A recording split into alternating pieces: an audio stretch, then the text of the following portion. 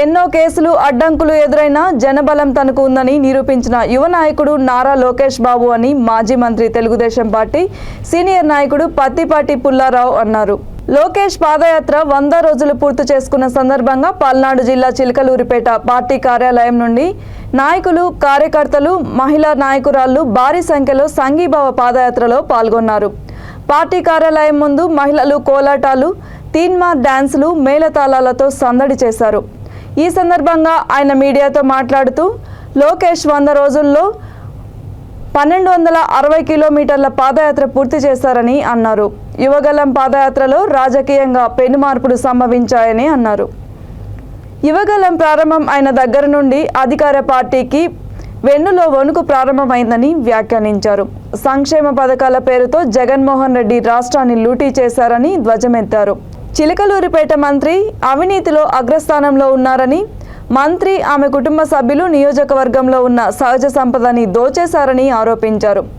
చంద్రబాబు నాయుడు ఎప్పుడు ముఖ్యమంత్రి అవుతారా అని రాష్ట్ర ప్రజలు ఎదురు చూస్తున్నారని, సైకోని పంపించి సైకిల్ని గెలిపించడానికి సిద్ధంగా ఉన్నారని వ్యాఖ్యానించారు.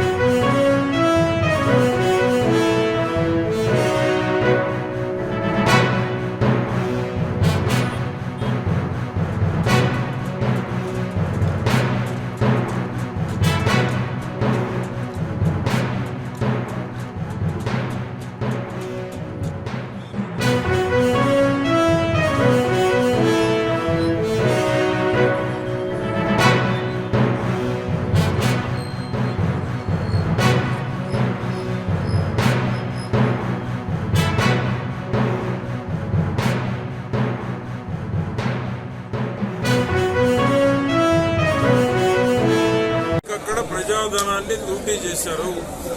సంక్షేమ పథకాల పేరిట బటం నొక్కుతున్నామని చెప్పి వేరే మార్గంలో రాష్ట్రాన్ని లూటీ చేశారు. 2 లక్షల కోట్ల బటం నొక్కుంటాడు జగన్మోహన్ రెడ్డి. 5 లక్షల కోట్లు ప్రజా సంపదని కొల్లగొట్టారు 175 నియోజకవర్గాల్లో. జగన్మోహన్ రెడ్డి గాని, మంత్రులు గాని, ఎమ్మెల్యేలు గాని. చిలకలూరిపేట మంత్రి అయితే అవినీతిలో అగ్రస్థానంలో నిలబడుతుంది. చిలకలూరుపేటలో కని విని ఎరుగునటువంటి విధంగా అవినీతికి పాల్పడ్డటువంటి మంత్రి చిలకలూరుపేట మంత్రి. రాష్ట్రం మొత్తం కోడై కోస్తా ఉంది. ఏ పని చేయాలన్నా డబ్బులే. డబ్బులు లేకుండా ఏ పనైనా చేస్తుందా ఈ మంత్రి అంటే ఏ పని చేయరు. మంత్రి కుటుంబ సభ్యులు నియోజకవర్గంలో ఉన్న సహజ వనరులన్నీ దోచేశారు. ప్రజా ఆస్తుల్ని కొల్లగొట్టారు. రాష్ట్రం మొత్తం ఇదే జరిగింది. అందుకనే నారా లోకేష్ బాబు గారి యువగళం పాదయాత్ర దేశంలో ఒక సంచలనం సృష్టిస్తూ ఉంది. 400 రోజులు 4000 లోకేష్ బాబు గారు ప్రకటించారు. కానీ 5000 కిలోమీటర్లు తాకుతుందని నాకు లోకేష్ బాబు గారు చెప్పారు. అంటే ఈ దేశంలో ఇప్పటి వరకు కంటిన్యూగా 400 రోజులు సుమారు 4000 నుంచి 5000 కిలోమీటర్లు పాదయాత్ర చేసేటువంటి ఏకైక యువ నాయకుడు చిన్న వయసులో లోకేష్ బాబు ఒక చరిత్ర సృష్టించబోతూ ఉన్నారు. గతంలో చేసినటువంటి వాళ్ళందరూ విడతల వారీగా చేశారు. ఇప్పుడున్న ముఖ్యమంత్రి అయితే వారానికి 2 రోజులు కోర్టు చుట్టూ తిరిగేటువంటి దానికి విరామం పెట్టుకున్నాడు. చంద్రబాబు గారు కంటిన్యూగా చేశారు. చంద్రబాబు గారి తర్వాత అతి పెద్ద యువగళం పాదయాత్రే ఈ దేశంలో ఒక చరిత్ర. 400 రోజులు చిన్న వయసు.